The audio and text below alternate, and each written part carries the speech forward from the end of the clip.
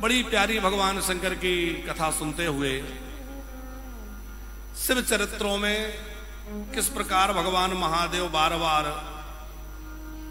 कभी अश्वत्थामा के रूप में, कभी भैरव के रूप में, कभी नंदी के रूप में, अलग अलग रूपों में भगवान प्रकट होते हैं।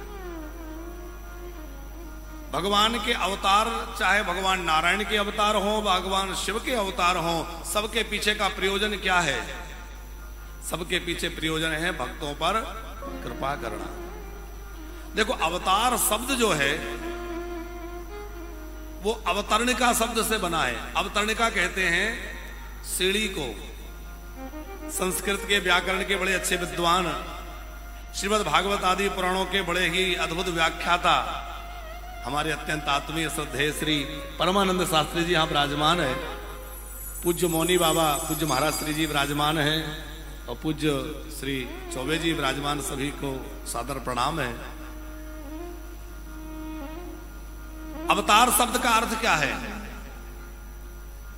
अवतरणिका कहते हैं सीढ़ी को। कौन सी सीढ़ी? कोई ज्ञान की सीढ़ी से ऊपर चढ़ता है, कोई कर्म की सीढ़ी के द्वारा ऊपर जाता है, कोई वैराग्य साध कर, कोई योग साध कर उस परम ब्रह्म तक पहुंचने के प्रयत्न अलग अलग तरह से साधकों के द्वारा किए जाते हैं। जो योगी हैं, ज्ञानी हैं, वो तो अपने योग, ज्ञान, तप के प्रभाव से, उसके बल पर ऊपर चढ़कर वहां तक पहुंच जाते हैं। पर जो ऊपर नहीं चढ़ सकते,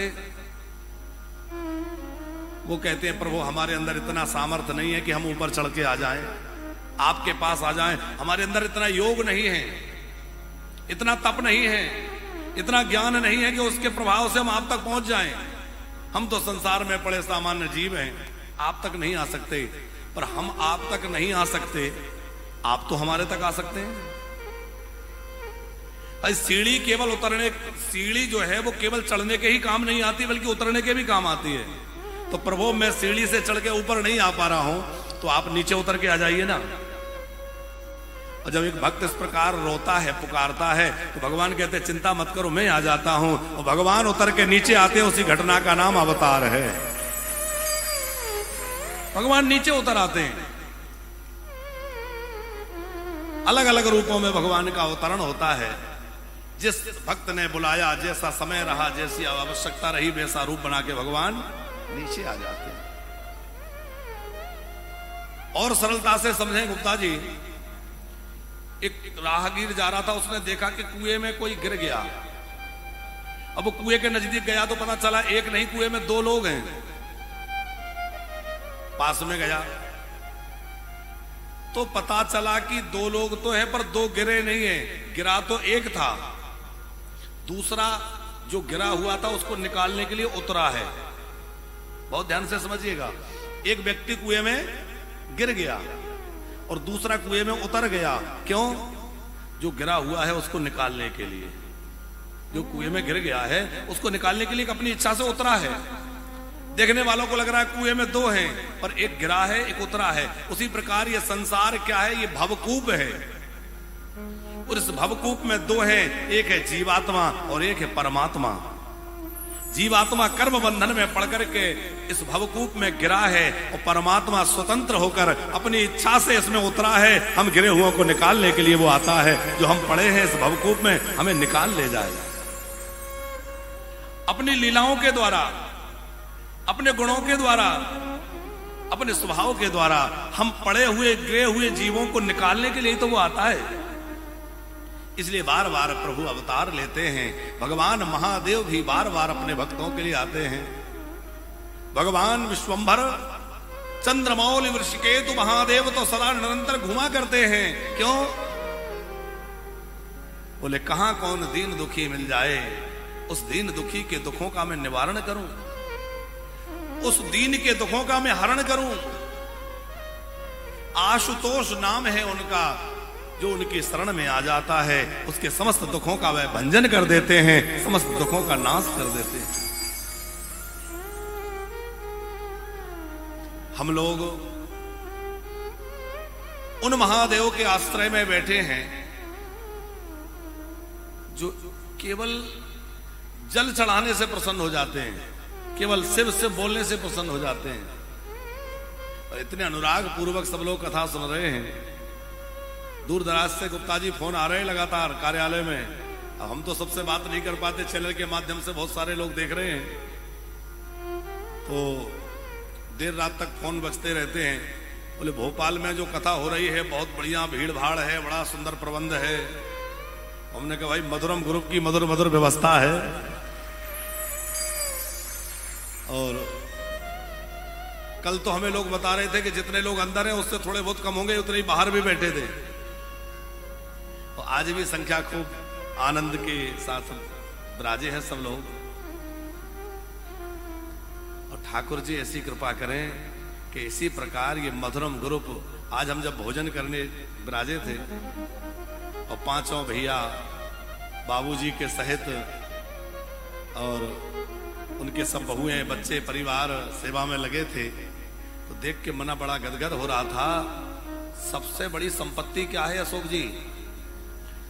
ये जो धन दौलत है ये तो सब आती जाती है, भगवान की कृपा है ही। सबसे बड़ी दौलत है कि पांचों भाई एक साथ खड़े हैं और पांचों बहुएं एक साथ खड़ी हैं साहब, ये सबसे बड़ी दौलत है। आज लोगों में स्थिति यह है कि भाई से भाई की राधे राधे नहीं हो रही है। भाई के साथ भाई बैठना बात करना पसंद नहीं करता है। देवरानी जेठानी में खींचतान चल रही है। घर घर की कहानी आप सब जानते हैं। पर सबसे बड़ी संपत्ति है कि परिवार में सुमति बनी रहे। तो हम तो भगवान महादेव से यही प्रार्थना करते हैं, हे बाबा विश्वनाथ, इस परिवार में ऐसा ही स्नेह और प्रेम बना रहे, ये परिवार ऐसे स्नेह के बंधन में बंधा रहे। क्योंकि जहां सुमति तहां संपत्ति नाना, और जहां कुमति तहां विपत्ति निदाना। और एक और आप सबसे प्रार्थना कथा के माध्यम से है कि आप बड़भागी हैं कि आपके बाबूजी माताजी ब्राजी हैं, सेवा का अवसर मिल रहा है। तो इनको गौरी शंकर मान के इनकी सेवा करिए। ये मानिए कि साक्षात गौरी शंकर घर में विराजमान है। यही भगवान गौरी शंकर हैं। और आज परिवार में इतनी समृद्धि है, खुशहाली है, भगवान की कृपा है, और दिन प्रतिदिन उत्तरोत्तर ये वृद्धि को प्राप्त होती रहे। और वो है किसका आशीर्वाद? वो इन्हीं का आशीर्वाद है और इन्हीं की तपस्या का फल है जो आज ये सब हो रहा है। तो सदा सर्वदा इनका आदर सत्कार सेवा करते रहें, तो जुड़े रहें। ठाकुर जी खूब कृपा करें, महादेव जी खूब कृपा करें। तो भगवान महादेव के चरित्रों में हम लोग विविध अवतारों के प्रसंगों को सुन रहे थे। श्री ब्रह्मा जी नारद जी से कह रहे हैं, वत्स नारद, एक बार भगवान शंकर जो है पिप्पलाद के रूप में प्रकट हुए। जब ये बात कही तो नारद जी ने जिज्ञासा करी कि आप पिप्पलाद जी का चरित्र सुनाइए। महादेव पिप्पलाद के रूप में क्यों और किस प्रकार अवतरित हुए? बोले बात ऐसे है कि दधीचि ऋषि जो हैं, दधीचि ऋषि तपस्या कर रहे थे। दधीचि ऋषि का नाम आप सबने सुना होगा, परम तपस्वी महात्मा। उन्हीं दिनों वृत्रासुर नाम का असुर हुआ, और वृत्रासुर नाम के असुर को मारा नहीं जा रहा था, वो किसी प्रकार जीता नहीं जा सकता था। तो भगवान ने युक्ति बतलाई कि कोई तपस्वी महात्मा की अस्थियों से वज्र बनाया जाए। बहुत ध्यान से सुनिएगा। कोई ब्रह्म तेज से संपन्न तपोनिष्ठ महापुरुष की अस्थियों से वज्र बनाया जाए, उस वज्र के द्वारा ही इसका मरण हो सकता है। तो सबने विचार किया, ऐसे तो दधीचि ऋषि हैं। दधीचि के पास गए और दधीचि ऋषि से कहा कि आप अपनी अस्थियां हमें दान कर दीजिए। आप विचार करिए कि किसी से पैसा मांगा जा सकता है, कपड़ा मांगा जा सकता है, कुछ मांगा जा सकता है, पर किसी से उसकी हड्डियां मांगी जाएं। आजकल किसी से कोई हड्डियां मांगे तो वो हड्डियां देगा कि हड्डियां तोड़ देगा? है? ये कोई देने की चीज है? वह भी संपूर्ण शरीर की जो मुख्य अस्थियां हैं, मेरुदंड है, उसके द्वारा वज्र का निर्माण होना है। लेकिन धन्य है दधीचि। हंसते हंसते उन्होंने कहा कि यदि मेरा जीवन परोपकार के लिए काम आता है और मेरे अस्थियों के द्वारा लोक मंगल का कुछ कार्य होता है, लोकोपकार होता है, परोपकार होता है, तो मैं अपना जीवन समर्पित करने के लिए तैयार हूं, मैं अपना जीवन दिए देता हूं। बैठ गए। चींटियों ने उनके सब चमड़ी, रक्त, मांस आदि को ग्रहण कर लिया था, अस्थियां रह गई, उससे वज्र बना। लेकिन जिस समय वह अपने देह का त्याग करने के लिए बैठे गुप्ता जी, तो उनकी आंखों से कुछ अश्रु बिंदु आए। देवताओं ने कहा कि आपको तकलीफ हो रही होगी, आपका जीवन जा रहा है।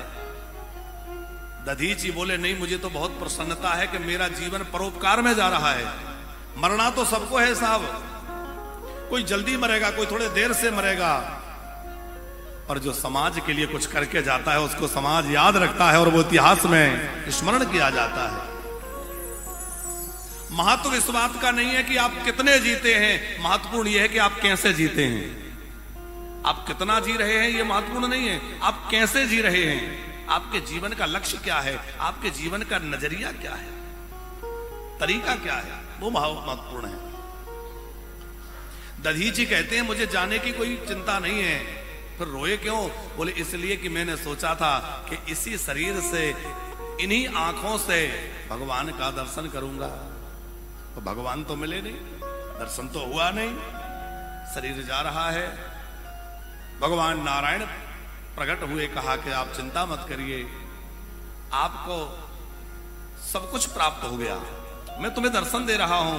बोले, मैं तो सगुण साकार राम जी के दर्शन के लिए बैठा था। तो बोले, फिर ऐसा है कि तुम्हारे प्राण जाएंगे नहीं, हड्डियों में तुम्हारे प्राण बसे रहेंगे, और जब राम जी की लीला होगी तो आपको दर्शन मिलेंगे। तो उन दधीचि ऋषि की अस्थियों से वज्र बना, और उन्हीं दधीचि ऋषि की अस्थियों से पिनाक नाम का धनुष बना। वो पिनाक नाम का धनुष भगवान शंकर के पास था। जब देवासुर संग्राम हुआ तो असुरों ने भगवान शंकर की पूजा करके उनको अपने पक्ष में मिला लिया, और देवासुर संग्राम में एक बार भगवान शंकर असुरों की ओर से युद्ध करने लगे। सामने भगवान नारायण थे, भगवान शंकर ने वो धनुष उठा तो लिया, लेकिन बाद में होश आया कि ये तो मेरे प्रभु हैं भगवान नारायण है, इन पे बाण चलाऊंगा। लज्जित हो गए। फिर मन में विचार आया कि ऐसा धनुष मुझे पास में रखना ही नहीं है। तो वो पिनाक नाम का धनुष उन्होंने महाराज सीरध्वज जो जनक हैं, सीरध्वज जनक के पूर्वजों को रखने के लिए दे दिया, जो राम जी ने तोड़ा। तो जनक जी की यहां परंपरा से उस धनुष की पूजा होती रही, और वही जनक जी के यहां रखा हुआ था जो राम जी ने तोड़ा। उस धनुष की पूजा होती थी, ये तो आप सब जानते होंगे। तो धनुष पूजा की वस्तु है कि युद्ध की वस्तु है? पूजा के लिए है कि युद्ध के लिए? युद्ध के लिए होता है, पर उसकी पूजा होती थी। क्यों? बोले, उसमें दधीचि ऋषि के प्राण बसते थे, सजीव था वो। जब राम जी आए और राम जी ने धनुष को उठाया, तो दधीचि ऋषि ने उस धनुष में जो उनके प्राण अवस्थित थे वहां ही उनका दर्शन किया। दर्शन करके आनंदित हुए, और राम जी ने धनुर्भंग किया, और श्री दधीचि ऋषि का कल्याण हो गया। भगवत धाम को प्रयाण कर गए राम जी का दर्शन करके। तो उन दधीचि ऋषि के शरीर त्याग करते समय, देह त्याग करते समय, इनकी जो पत्नी थी उनका नाम था सुवर्चा।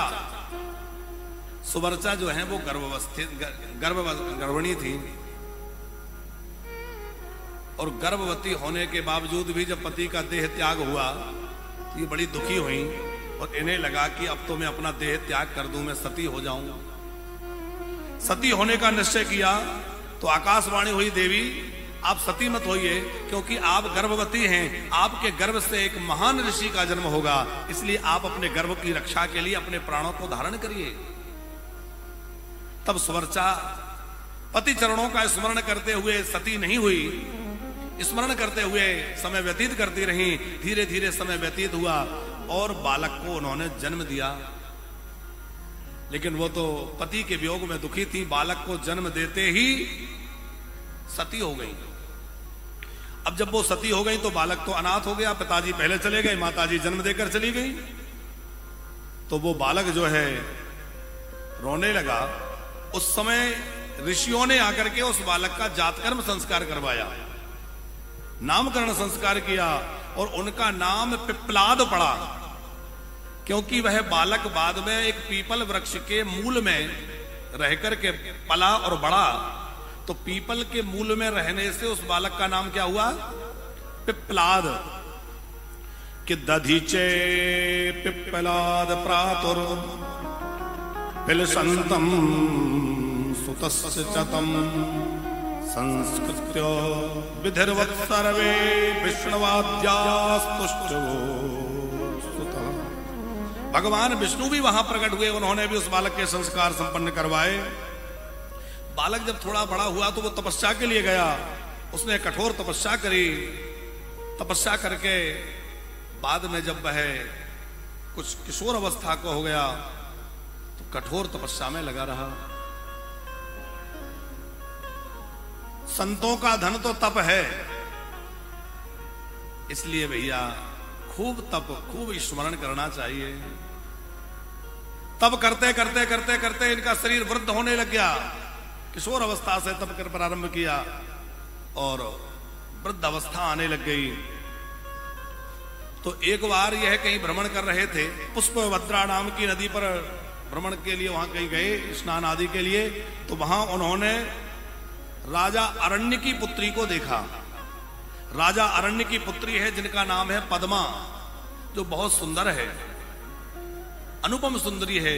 उसको देखकर इनके मन में गृहस्थ में जाने के विचार आया कि मैं भी गृहस्थ में चला जाऊं, मैं भी विवाह कर लूं।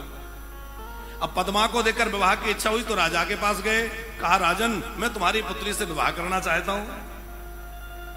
राजा भयभीत हो गया कि यदि मना करता हूं तो ये महात्मा क्रोध करके मेरे राज्य को नष्ट कर देंगे, श्राप दे देंगे, और यदि विवाह करूं तो ये तो वृद्ध महात्मा है, इनसे कैसे मेरी बेटी का विवाह करूं? मेरी बेटी महलों में रहने वाली महात्मा के साथ क्या सुख मिलेगा, कहां रखेंगे? लेकिन तपोबल के द्वारा उसी समय श्री पिप्पलाद जी जो है युवा अवस्था को धारण कर लिए। उनका तप का प्रभाव यह था कि वह युवा स्वरूप धारण कर लिए। राजा समझ गए कि ये तपस्वी हैं, ये कुछ भी कर सकते हैं। तो राजा अरण्य ने अपनी पुत्री का विवाह पिप्पलाद जी के साथ में कर दिया। ये पिप्पलाद कोई और नहीं है, भगवान शंकर ही है। भगवान महादेव ही ऋषियों के मार्ग को प्रशस्त करने के लिए दधीचि पुत्र पिप्पलाद के रूप में प्रकट हुए हैं। और बाद में इन्होंने एक बार पूछा कि भाई मुझे इतने बाल्यावस्था में कष्ट भोगने पड़े, मेरी पिताजी जन्म के पहले चले गए, माताजी जन्म देकर चली गई, मेरी बाल्यावस्था बड़े कष्ट में बीती, ऐसा क्यों हुआ? तो पता चला कि तुम्हें शनि की पीड़ा थी, उस समय शनि की महादशा लगी हुई थी। इन्होंने कहा कि तब तो मेरा जन्म ही हुआ, ना मैंने कोई अच्छा काम किया ना बुरा काम किया, जन्म के साथ ही शनि लग गए। मैं शनि को श्राप देता हूं कि शनि जो है 16 वर्ष से कम आयु के बच्चों को अपना प्रभाव नहीं कर पाएंगे। कि षोडशाब्दाब्धि नाम जन्मतो नाम अवेक्षसा तथा च भक्ता नाम सत्यमे तत्त्वमेव च। विशेष करके भगवान शंकर के भक्तों को तो शनि पीड़ा दे ही नहीं पाएंगे। ये बात पिप्पलाद जी ने कही। और ये भी कहा कि यदि शनि ने मेरी बात नहीं मानी और 16 वर्ष से कम आयु के बच्चों को उन्होंने पीड़ा दी तो मेरे कोप से शनि जल करके भस्म हो जाएंगे। तब से 16 वर्ष से कम आयु के बच्चों को शनि की 7.5 महादशा आदि का प्रभाव नहीं होता, ऐसा पिप्पलाद जी ने यहां कहा। और पिप्पलाद से शनि भयभीत हो गए। पिप्पलाद के भय से शनि भयभीत हो गए। तो वहां गुप्ता जी एक बात कही गई है कि जो पिप्पलाद ऋषि का स्मरण करता है उसके ऊपर यदि 7.5 शनि चल रहे हैं, शनि की महादशा चल रही है और वो पिप्पलाद जी का स्मरण करे तो शनि उसको पीड़ा नहीं देते, शनि उसको तकलीफ नहीं देते। तो आज कौन सा दिन है? शनिवार ही है। तो आज हम लोग पिप्पलाद जी के जन्म की कथा सुन रहे हैं और उनको प्रेम से प्रणाम करें तो पिप्पलाद जी की कृपा से हम सबके जीवन में भी शनि की पीड़ा नहीं होगी। बोले पिप्पलाद जी महाराज हो की। 3 नाम ऐसे हैं जिनका स्मरण करने से शनि पीड़ा नहीं होती। एक विश्वामित्र, एक कौशिकी और एक पिप्पलाद। इनका नाम स्मरण करने से शनि की पीड़ा नहीं होती। शनि से ज्यादा डरा मत करो। कई लोग ग्रहों से बड़े परेशान और डरे हुए रहते हैं। देखो, ग्रहों का अपना प्रभाव है। हम ये नहीं कहते कि ज्योतिष का महत्व नहीं है, कि ग्रहों का प्रभाव नहीं है, वो तो प्रत्यक्ष है, ग्रह तो है ही।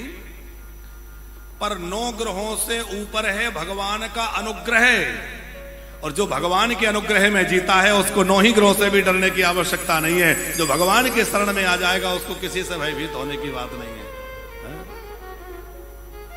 क्योंकि जो शनि है, ये शनि देवता के इष्ट देवता कौन है पता है आपको? शनि देव के इष्ट देवता है हमारे कन्हैया श्री कृष्ण, और कृष्ण उपासक हैं शनि। और जो राधा कृष्ण का आराधन करता है, सीता राम जी का भजन करता है, भोले बाबा की आराधना करता है, शनि देवता उसको पीड़ा नहीं पहुंचाते। वैसे तो हमने एक कथा संतों से सुनी है, कथा शिवपुराण पुराण की नहीं है वो।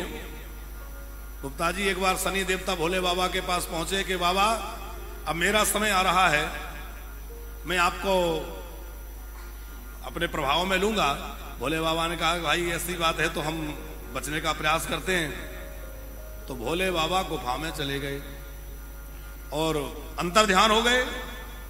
7.5 वर्ष तक भोले बाबा निकले ही नहीं। भोले बाबा तो हजारों वर्ष की समाधि लगाने वाले। 7.5 वर्ष बाद निकल के आए, पर शनि आए तो शनि से भोले बाबा ने कहा देखो तुम कुछ नहीं बिगाड़ पाए, तुम्हें हम मिले ही नहीं। भोले बाबा से शनि हंस के बोले कि यही तो बिगाड़ना था कि मेरे डर से 7.5 वर्ष तक छुपे रहे। लेकिन ये तो किसी महात्मा से हमने हंसने की बात सुनी। वस्तुतः बात यह है कि भगवान महादेव के भक्तों को भी शनि पीड़ा नहीं पहुंचाते।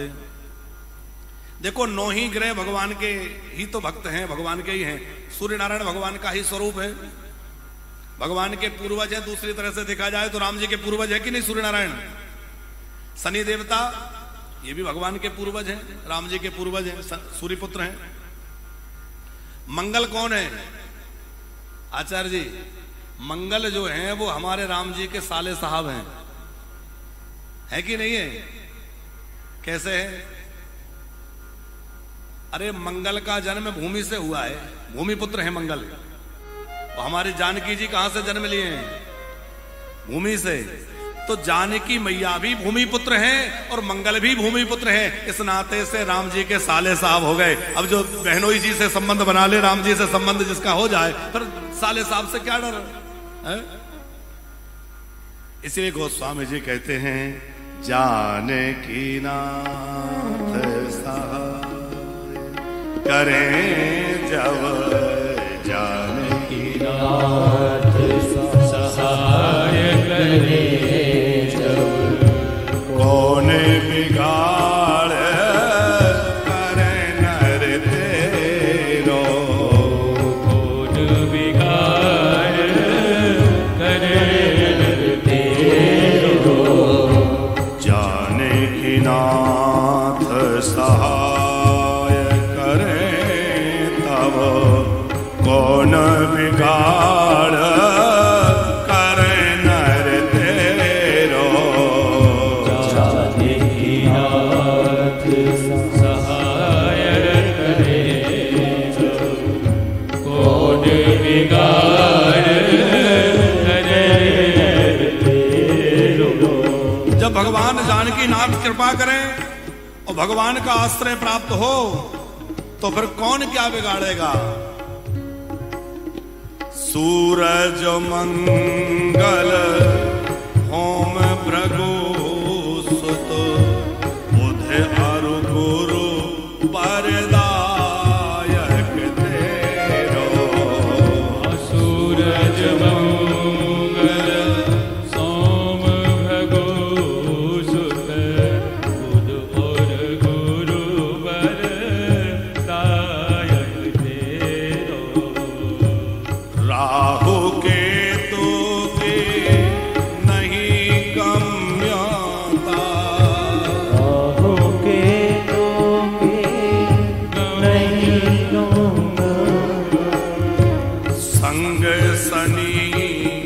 करे हो ते चेरो जानकी नाथ सहाय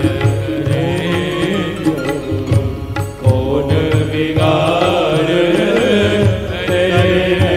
तेरो जानकी नाथ सहाय करे तब कौन बिगाड़ करे नर तेरो कौन बिगाड़ तेरो।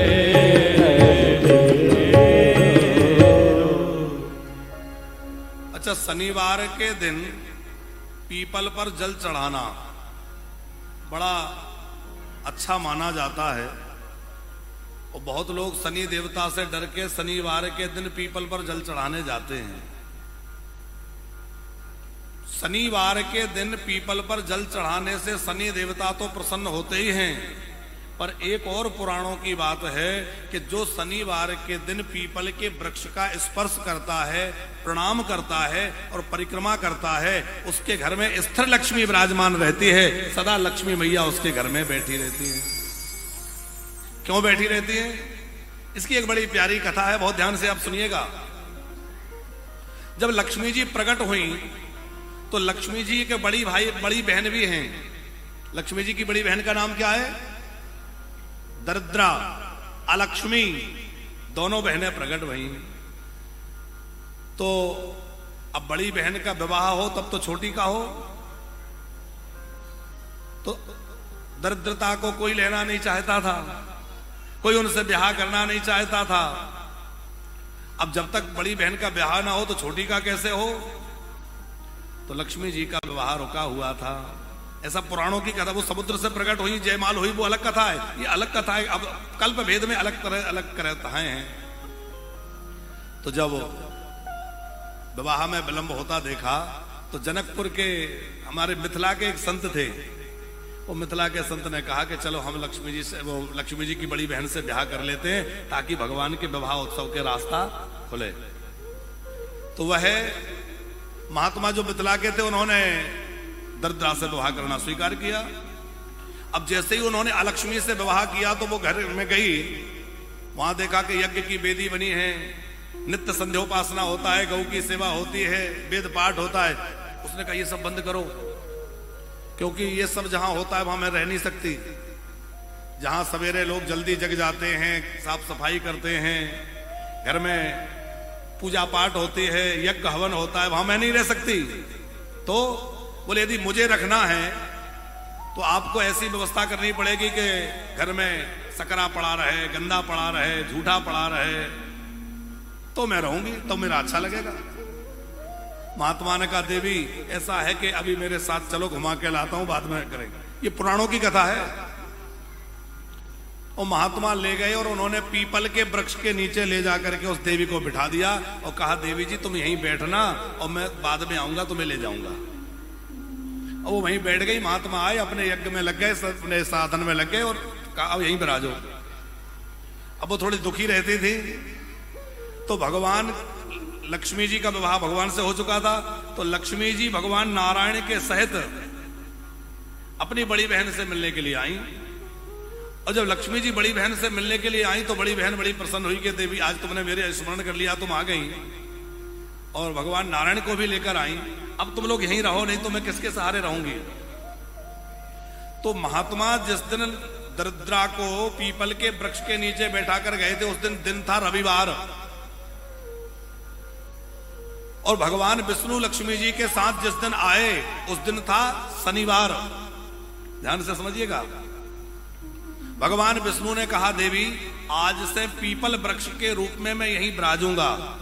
जो पीपल का स्पर्श करेगा, पीपल की परिक्रमा करेगा, वो मेरी ही प्रदक्षिणा करेगा, मेरे को ही प्रणाम करेगा और मैं उस पर विशेष प्रसन्न रहूंगा। उसमें भी शनिवार को आए थे तो कहा कि शनिवार के दिन जो पीपल को प्रणाम, पीपल की प्रदक्षिणा करेगा, उसके घर में स्थिर लक्ष्मी विराजमान रहेगी, क्योंकि विशेष रूप से लक्ष्मी का और नारायण का वास पीपल में शनिवार को विशेष रूप से है। लेकिन एक बात ध्यान रखने की है कि रविवार के दिन पीपल को स्पर्श नहीं करना चाहिए। क्योंकि बड़ी बहन जी को किस दिन ले गए थे? यदि बड़ी बहन जी से दूर रहना है तो पीपल को रविवार के दिन स्पर्श नहीं, आप प्रणाम कर सकते हैं, परिक्रमा दूर से कर सकते हैं, पर स्पर्श नहीं करना है। दूर से जल चढ़ा दीजिए। और जो चाहते हैं कि हमारे घर में लक्ष्मी रहे और अलक्ष्मी ना रहे, तो वो घर में वो वातावरण ना रखे जिसके लिए अभी अलक्ष्मी कह रही थी। कौन से वातावरण में रहती है वो दरिद्रा? 11 बज गए, घर बिखरा पड़ा है, सकरा पड़ा है, झाड़ू नहीं निकल रही है, कपड़े फैले पड़े हैं, बिस्तर फैले पड़े हैं, रसोई घर में जाओ तो झूठे बर्तन पड़े हैं। लक्ष्मी जी की बड़ी बहन कहती है तो मेरा ही घर है, यहां तो मैं यहीं रहूंगी। तो बड़ी बहन जी आके बैठ जाएंगी। और आप चाहते हैं कि हमारे घर में बड़ी बहन जी ना रहें और लक्ष्मी मैया रहें, तो क्या करें? घर को साफ रखें, स्वच्छ रहें, अपनी रसोई घर को एकदम पवित्र रखें और घर को सजा धजा के रखें, तो लक्ष्मी मैया विराजमान रहेंगी, लक्ष्मी जी घर में बैठेंगे। अच्छा, आप में से कितने लोगों को पता है कि दुकान के बाहर नींबू मिर्ची क्यों रखा जाता है? कितने लोगों को पता है? देखो छोटा सा बच्चा कह रहा है मुझे पता है। पहले हम भी ये समझते थे कि कोई टोटका ही है, कुछ खास बात नहीं है, पर जब ये कथा हमने पूज्य मलुक पीठ वाले गुरुजी से सुनी, आचार्य श्री जी, और पुराण के उद्धरण के साथ कह रहे थे, उन्होंने कहा कि लक्ष्मी जी के साथ कभी कभी बड़ी बहन जी भी आती हैं, और बड़ी बहन जी माने दरिद्रा, उनका भोजन क्या है? खट्टा और तीखा। तो खट्टा और तीखा बाहर इसलिए रखा जाता है कि बड़ी बहन जी आएंगी, बाहर ही उनका भोजन उन्हें मिल जाएगा, बाहर ही अपना भोजन पाके बाहर के बाहर लौट जाएंगी, दुकान में दरिद्रा प्रवेश नहीं करेगी। और घर के अंदर क्या रखा जाता है? दुकान के अंदर बढ़िया मिष्ठान रखे जाते हैं। तो मीठा अंदर रखा है तो लक्ष्मी जी को मीठा प्रिय है, तो लक्ष्मी जी तो मीठा खाने अंदर आ जाती हैं। और बड़ी बहन जी को खट्टा तीखा प्रिय है, तो वो बाहर रख दिया जाता है कि आप बाहर ही पाओ और बाहर से ही विदा हो जाओ। बोले लक्ष्मी मैया की। तो जो चाहे कि हमारे घर में लक्ष्मी रहे तो सवेरे जल्दी जगो, है? देर तक सोते रहने से लक्ष्मी जी कहती हैं कि ये देर तक सोने का दोष यदि नारायण में भी आ जाए तो मैं नारायण को भी त्याग दूंगी।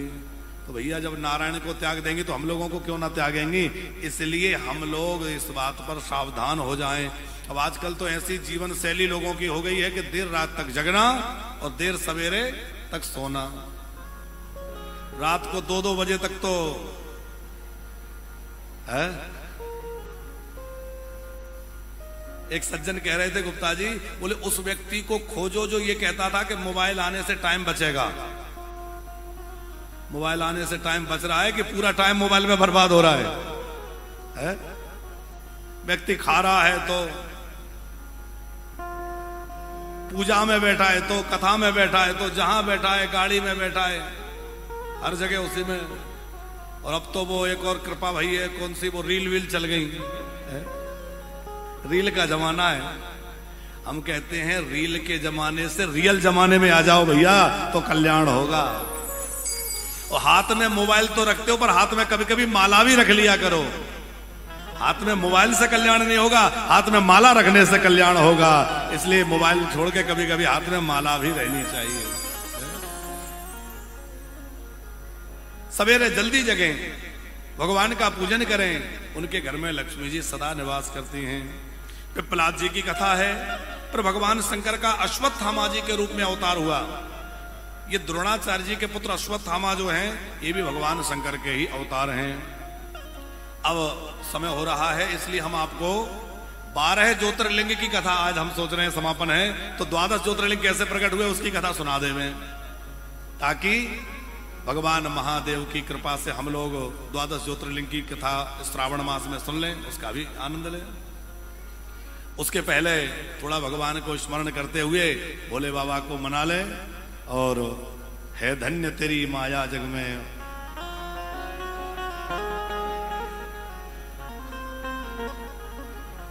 कि है धन्य तेरी माया जग में, ओ दुनिया के रखवाले शिव शिव शंकर डमरू वाले, डमरू वाले, शिव शंकर डमरू वाले, शिव शंकर भोले वाले।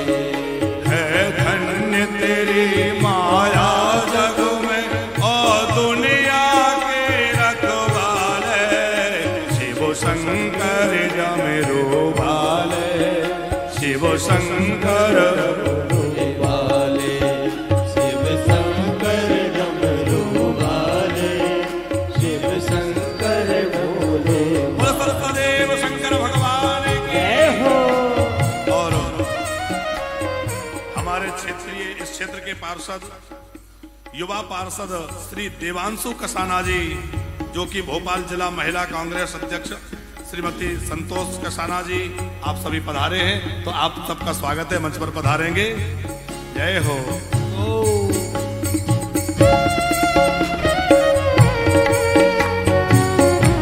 आपसे बोले शंकर भगवान की जय हो।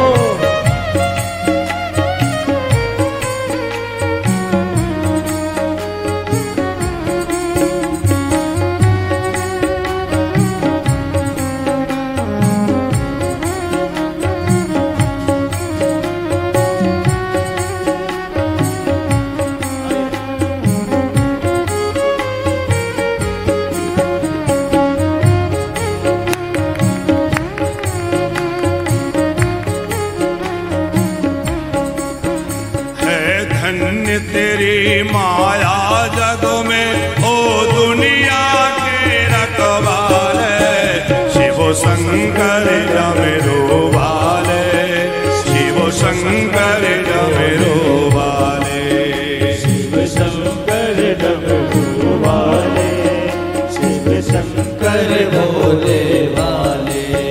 जो ध्यान तेरा धरे मन में वो जग से मुक्ति पाए, तेरा मन में वो जग से मुक्ति पाए।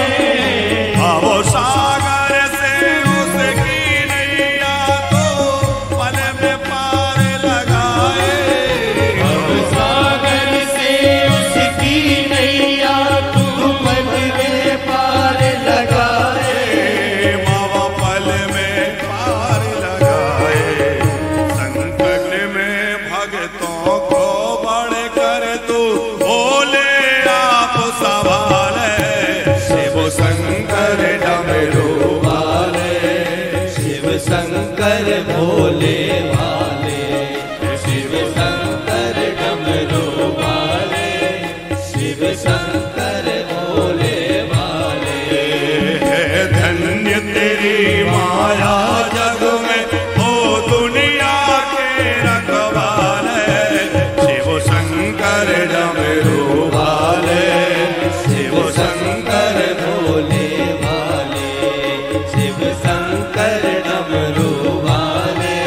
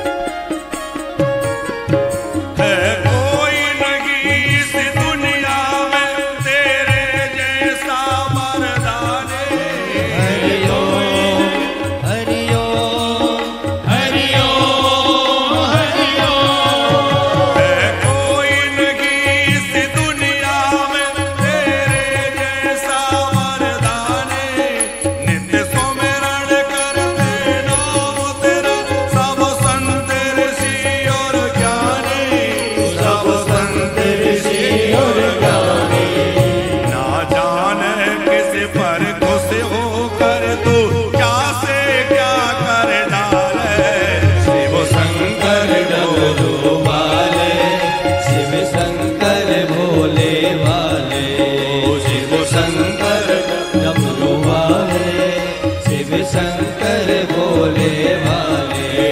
है धन्य तेरी माया जग में, ओ दुनिया के रखवाले, शिव शंकर डमरू वाले, शिव शंकर भोले वाले, शिव शंकर डमरू वाले, शिव शंकर डमरू वाले। एक बार दोनों हाथ उठा के बोले शंकर भगवान की हो।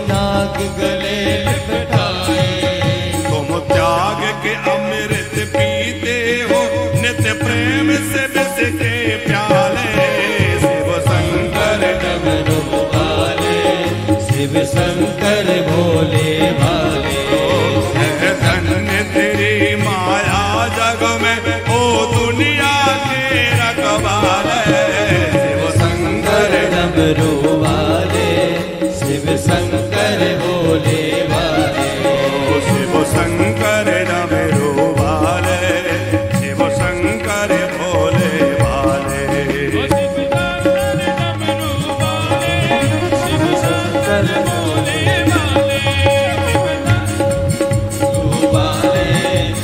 शंकर भोले वाले। ओम नमः शिवाय, ओम नमः शिवाय, ओम नमः शिवाय, ओम नमः शिवाय, ओम नमः शिवाय, ओम नमः शिवाय, ओम नमः शिवाय, ओम नमः शिवाय, ओम नमः शिवाय, ओम नमः शिवाय, ओम नमः शिवाय, ओम नमः शिवाय, ओम नमः शिवाय, ओम नमः शिवाय, ओम नमः शिवाय, ओम नमः शिवाय। शिव शंकर डमरू वाले, शिव शंकर भोले वाले, शंकर डमरू वाले, शंकर भोले वाले, शिव शंकर डमरू वाले, शिव शंकर भोले वाले, शंकर डमरू वाले, शंकर भोले वाले, शिव शंकर डमरू वाले, शिव शंकर भोले वाले।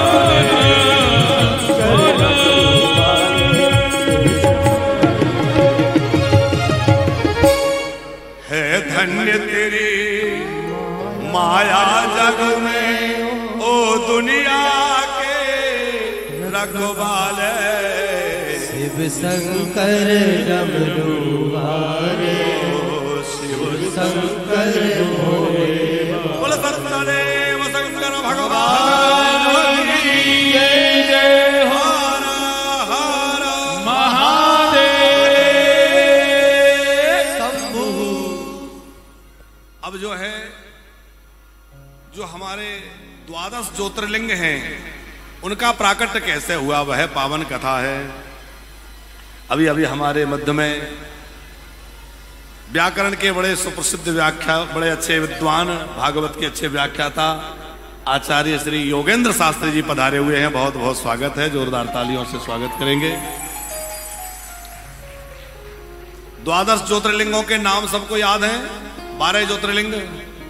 सौराष्ट्रे सोमनाथम च श्रीशैले मल्लिकार्जुनम् उज्जैन्यां महङ्कालम् ओंकारममलेश्वरम्। पहले कौन से हैं? सोमनाथ। सौराष्ट्रे सोमनाथम। तो सोमनाथ भगवान जो ज्योतिर्लिंग प्रकट हुए उनकी कथा क्या है? दक्ष महाराज की बेटियों में से 27 बेटियां जो हैं वो चंद्रमा के साथ ब्याही गई हैं। दक्ष की 27 बेटियों का विवाह किससे हुआ है? चंद्रमा से। जिनके नाम है, नक्षत्रों के नाम अश्विनी, भरणी, कृतिका, रोहिणी, मृगशिरा, आद्रा, पुनर्वसु, पुष्य, ये सब 27 हैं। तो सभी को एक समान प्रेम चंद्रमा को करना चाहिए, लेकिन चंद्रमा जो है वो रोहिणी नाम की देवी को विशेष प्रेम करते थे। बाकी से कुछ कम प्रेम, कुछ भेदभाव रहता था। तो बाकी सब कन्याओं ने अपने पिताजी से जाकर शिकायत करी, पिताजी आपके दामाद जी हमारे साथ भेदभाव करते हैं, रोहिणी बहन को तो बड़ा प्रेम करते हैं और हमसे भेद रखते हैं। दक्ष महाराज ने समझाया, हे चंद्रदेव आप ऐसा भेद मत करिए, क्योंकि भेद करने वाला कितना ही श्रेष्ठ व्यक्ति क्यों ना हो उसको बड़ा भारी अपराध लगता है। किसी में भी भेदभाव की भावना नहीं होनी चाहिए। जैसे कोई पंगत में बैठा है तो उसको पंक्ति भेद नहीं होना चाहिए, पर एक जैसा भाव होना चाहिए। प्रसाद बट रहा है तो एक जैसा भाव होना चाहिए। ऐसा नहीं कि इनको कम दे दें, इनको ज्यादा दे दें, ये पहचान वाले, ये बिना पहचाने नहीं। भेद करने से बड़ा पातक लगता है। महाराज दक्ष ने समझाया, पर चंद्रमा उतना ध्यान नहीं दिए, क्योंकि प्रेम हृदय से होता है और उनका विशेष प्रेम रोहिणी पर ही था। अब ये बात बार बार जब बेटियों के द्वारा दक्ष महाराज को पता चली तो दक्ष महाराज को थोड़ी जो है रोष आ गया, क्रोध आ गया। उन्होंने कहा ऐसी विषमता करते हो, तुम देवता कहलाने योग्य नहीं हो। श्रूयताम चंद्रमत पूर्वम प्रार्थितम बहुधा मया न मानितम त्वया यस्मात् तस्मात् तुम छयी भवेत। तुमने मेरी बात का आदर नहीं किया और तुम बार बार समझाने पर भी जो है पक्षपात करते हो, इसलिए तुम क्षयी रोगी हो जाओ, क्षय रोग से ग्रसित हो जाओ। अब जब ऐसा श्राप चंद्रमा को लग गया और चंद्रमा क्षय होने लग गया, तो चंद्रमा नहीं रहेंगे तो वनस्पतियां कैसे रहेंगी? अमृत तत्व का वर्षण कैसे होगा? सृष्टि का क्रम बिगड़ जाएगा। सब देवता परेशान हो गए। सब देवता ब्रह्मा जी के पास गए। ब्रह्मा जी ने चंद्रमा को युक्ति बतलाई कि देखो, दक्ष के श्राप से तुम्हें महादेव बचा सकते हैं। यदि प्रबल भावी को टारने की किसी में सामर्थ्य है, हमारे भाग्य को, सीधे शब्दों में कहें, हमारे भाग्य को पलटने की शक्ति किसी में है तो वो देवादिदेव महादेव में है। भोले बाबा आपके भाग्य को भी पलट सकते हैं। वैसे तो कहा जाता है कि जो भाग्य में होगा वही मिलेगा, लेकिन मेटत कठिन कुंक भाल के भगवान शंकर जो है वो हमारे भाग्य के लेखे भी बदल देते हैं साहब। इसलिए भाग्य की चिंता मत करो, महादेव की शरण में आ जाओ और हमारा भाग्य भी महादेव की कृपा से बनेगा साहब। तो ब्रह्मा जी ने कहा, हे चंद्र, तुम प्रभास क्षेत्र में जाकर के मृत्युंजय मंत्र का जप करो और महादेव की पूजन करो। चंद्रमा जो है प्रवास क्षेत्र में गए और वहां जाकर के उन्होंने मिट्टी के शिवलिंग बनाकर के शिवार्चन शुरू किया। गुप्ता जी, एक बड़ी विशेष बात ज्योतिर्लिंग की कथा में है कि प्राया ज्योतिर्लिंग जो है वो पार्थिव शिवलिंग से कथा जुड़ी है। प्राया ज्योतिर्लिंग, सारे तो नहीं लेकिन प्राया। तो मिट्टी के शिवलिंग की महिमा बहुत विशेष है। अब बड़ा सरल साधन है, हम लोगों को लगता है अरे इसमें क्या है, पर पार्थिव शिव का विधान जो है चारों युगों में, जैसे हमने अलग अलग 4 युगों में 4 प्रकार के शिवलिंग की चर्चा कही थी कि सतयुग में स्वर्णमय, सतयुग में रत्नमय शिवलिंग, रत्नों के शिवलिंग, त्रेता में स्वर्ण के शिवलिंग, द्वापर में पारद के शिवलिंग और कलयुग में मिट्टी के शिवलिंग। लेकिन चारों युगों में मृतिका के शिवलिंग, पार्थिव शिवलिंग का विधान है। जैसे 4 युगों में ध्यान, यज्ञ, पूजा और नाम है, लेकिन चारों युगों में नाम का प्रभाव है कि नहीं? नाम का प्रभाव केवल कलयुग में नहीं है। चाहूं जोगे चाहूं श्रुति नाम प्रभाव, कली विशेष नहीं आन पाओ। जैसे चारों युगों में नाम की महिमा है पर कलयुग में विशेष है, वैसे ही चारों युगों में पार्थिव शिवलिंग की पूजा का विधान और महिमा है पर कलयुग में विशेष है। चंद्रमा ने पार्थिव शिवलिंग बना करके अर्चन किया और मृत्युंजय मंत्र का 10 करोड़ जप किया 6 महीने तक। उसके बाद भगवान महादेव प्रकट हो गए। भगवान शंकर ने प्रकट होकर कहा वरदान मांगो। चंद्रमा ने कहा मेरा रोग दूर कर दो, मेरा रोग से मुझे मुक्ति दिला दो। भोले बाबा ने कहा मेरी शरण में आए हुए को निराश नहीं होना पड़ता, अब तुम निराश मत हो। देखो मैं तुम्हारे ससुर जी के श्राप को पूरी तरह समाप्त कर दूंगा तो उसमें एक महापुरुष की वाणी का प्रभाव व्यर्थ चला जाएगा, लेकिन मेरी पूजा भी व्यर्थ नहीं हो सकती। तो भोले बाबा ने क्या किया? भोले बाबा ने कहा कि तुम्हारा 6 रोग तो नष्ट हो जाएगा, लेकिन एक बात रहेगी कि तुम जो है एक पक्ष में घटोगे और एक पक्ष में बढ़ोगे। तो कृष्ण पक्ष में चंद्रमा घटता है और शुक्ल पक्ष में बढ़ता है।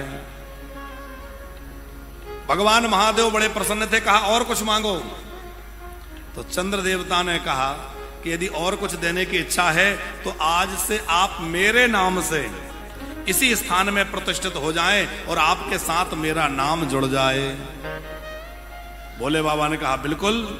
तो सोमेश्वरश्च नामना सीद विख्यातो भुवनत्रये क्षय कुष्ठादि रोगाणाम नासका पूजना ध्वजा। जो कोई वहां जाकर सोमेश्वर महादेव का पूजन करेगा और वहां चंद्रकुंड में स्नान करेगा, वो कुष्ठ रोग, क्षय रोग या चर्म रोग आदि जो हैं उसके वो समाप्त हो जाएंगे। भगवान शंकर की कृपा से वह निरोगी हो जाएगा। ऐसा वहां का प्रभाव है।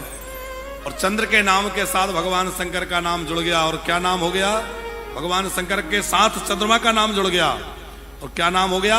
सोमेश्वर महादेव। चंद्रमा का एक नाम सोम है, इस वजह से भगवान भोलेनाथ का नाम पड़ गया सोमेश्वर महादेव। बोले सोमेश्वर महादेव की। चंद्रमा ने अपने आप को भोले बाबा से जोड़ लिया और चंद्रमा को भगवान शंकर तो मस्तक पर धारण करते हैं। एक संत कह रहे थे कि अच्छा ये बताओ शंकर जी टेढ़े चंद्रमा को सिर पर क्यों बिठाते हैं?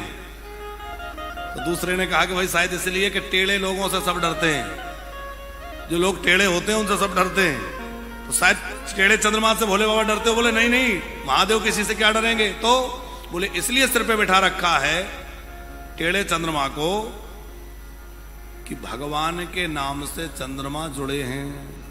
राम जी का पूरा नाम है तो उसमें क्या है? राम चंद्र, कृष्ण चंद्र। भोले बाबा कहते हैं कि जो भगवान के नाम से जुड़ जाता है वह टेढ़ा हो, कलंकित हो, चाहे जितने दोष युक्त हो, पर भगवान के नाम से जो जुड़ जाता है मैं उसको सिरोधार्य कर लेता हूं, मैं उसको अपना लेता हूं। तो जीवन में ये सूत्र याद रखें।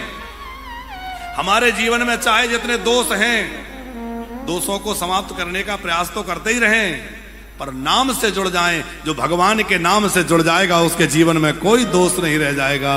उसके जीवन भगवान का नाम सब दोषों को समाप्त कर देगा। जिसने नाम जप कर लिया उसने सारे तीर्थ कर लिए।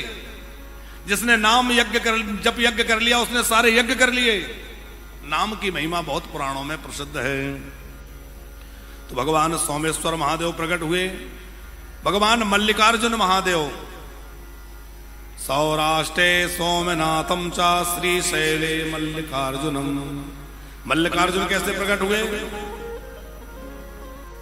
जब ये बात रखी गई कि पहले किसका विवाह करें, कार्तिकेय जी का कि गणेश जी का, भोले बाबा ने कहा कि जो पहले पृथ्वी की परिक्रमा करके आ जाएगा उसका विवाह पहले कर देंगे।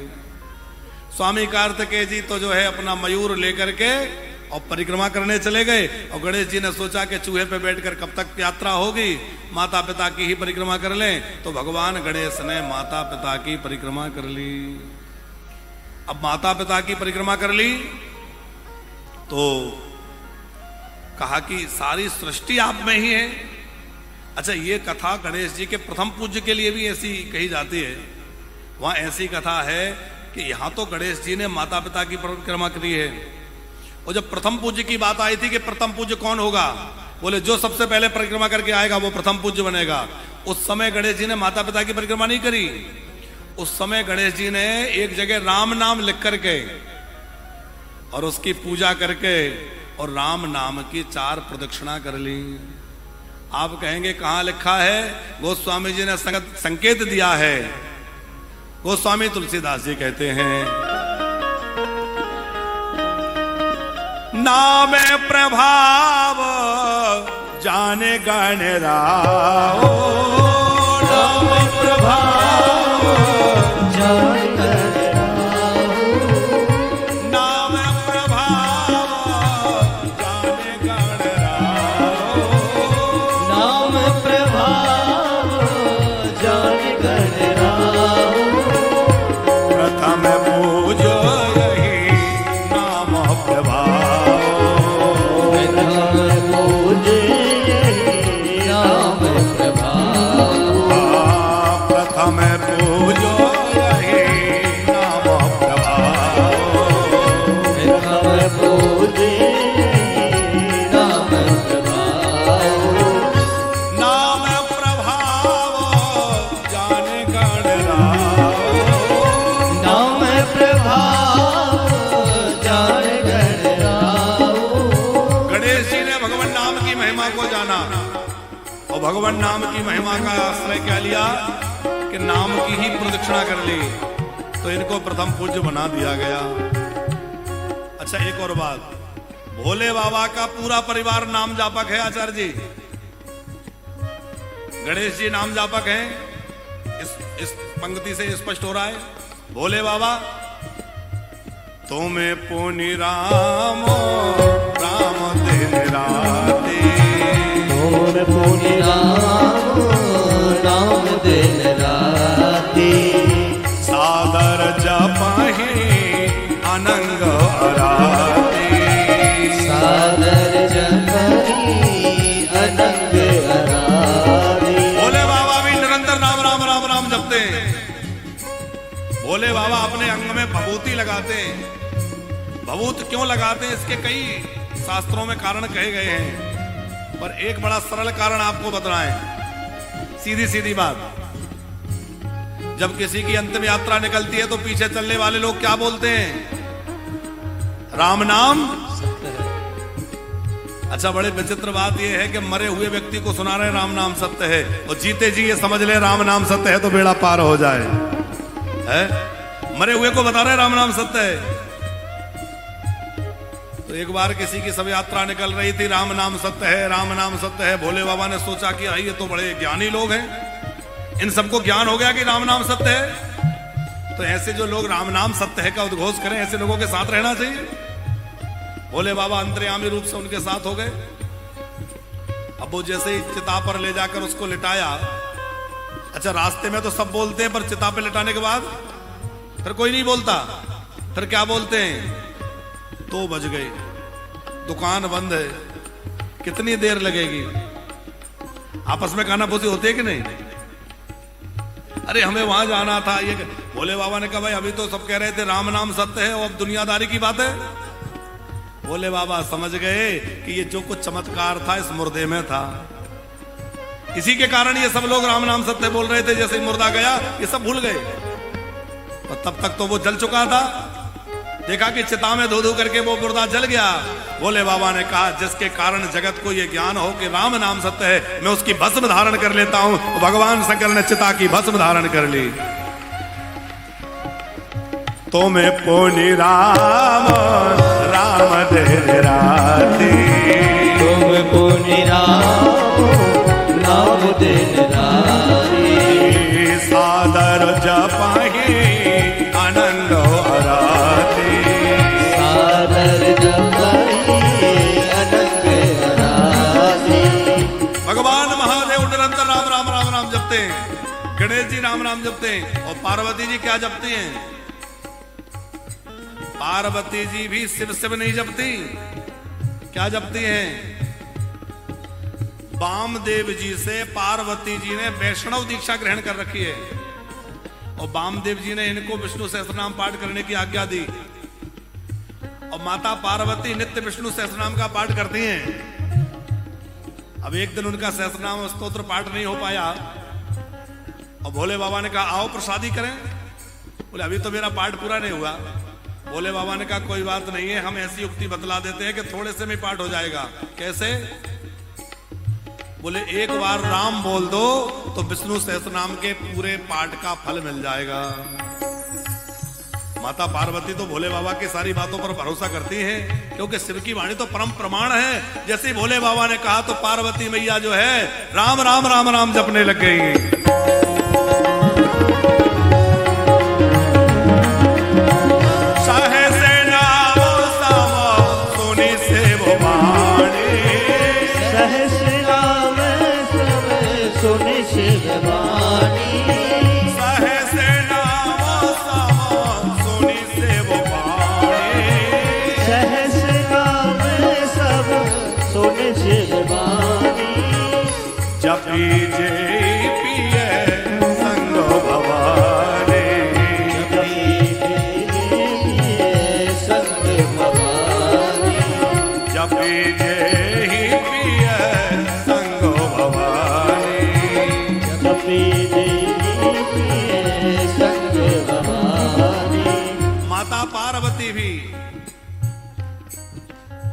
भगवान शंकर की वाणी सुन करके और राम राम राम राम जपने लग गई।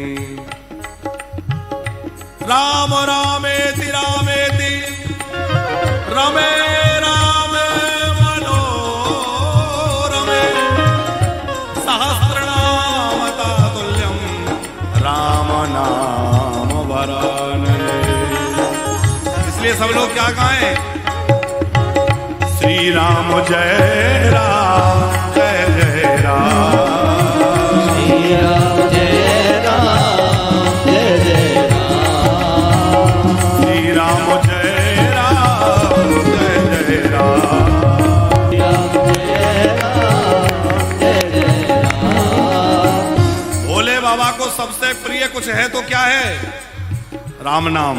पर कार्तिकेय जी ने शंकर और माता पार्वती स्वयं जो है कुमार कार्तिकेय को मनाने, शंकर और माता पार्वती स्वयं जो है कुमार कार्तिकेय को मनाने के लिए गए। पहले तो कार्तिकेय जी आना नहीं चाहते थे पर पिता की आज्ञा सर्वोपरि है, माता की आज्ञा सर्वोपरि है। कार्तिकेय जी ने कहा एक शर्त है, मैं चलूंगा तो क्या? बोले आज मैं यहाँ।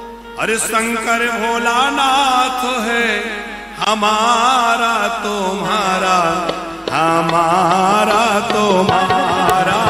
शंकर भोलानाथ है हमारा तुम्हारा, हमारा तुम्हारा। ओ शंकर हमारा हमारा तुम्हारा। ओ इस नगरी के कंकर पत्थर हम बन जाए, इस नगरी के कंकर पत्थर हम बन जाए। ओ इस नगरी के कंकर पत्थर हम बन जाए, इस नगरी के कंकर पत्थर हम बन जाए। ओ भक्त हमारे ऊपर चढ़कर मंदिर जाए, भक्त हमारे ऊपर चढ़कर मंदिर जाए। ओ भक्त जनों के पाँव पड़े तो ओ तार हमारा, भक्त जनों के पाँव पड़े तो उद्धार हमारा। ओ शंकर भोलानाथ है हमारा, तुम्हारा तुम्हारा हमारा। शंकर भोलानाथ है हमारा तुम्हारा, हमारा तुम्हारा। ताली बजाते हुए एक बार उच्च स्वर में बोले हर हर महादेव।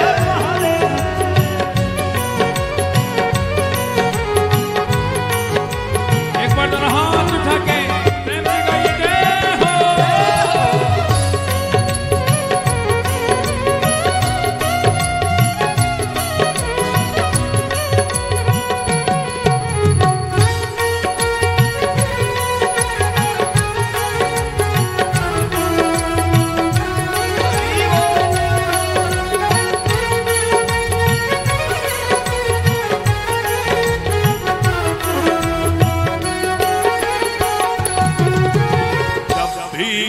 तन त्यागो त्यागो छिपरा तटो पर जब ये तन त्यागो त्यागो छिपरा तट पर अज जब भी ये तन त्यागो त्यागो छिपरा तटो पर जब ये तन त्यागो त्यागो छिपरा तट पर इतना करना स्वामी और मरो मर गए इतना करना स्वामी और मरो घर घटे पर इतना करना स्वामी और मरो मर गए हो मेरी भस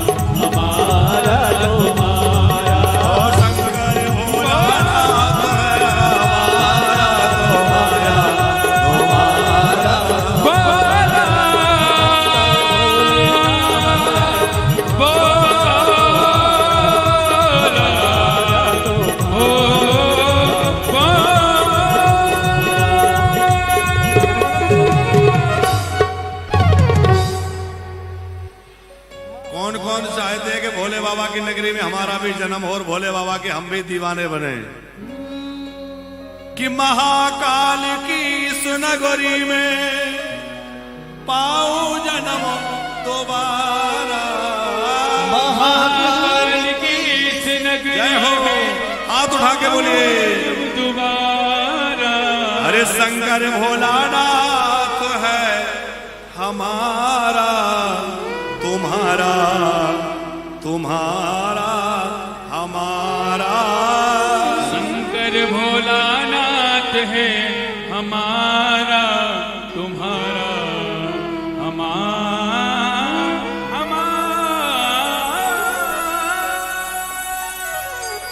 बोले सत्यदेव शंकर भगवान की महाकाल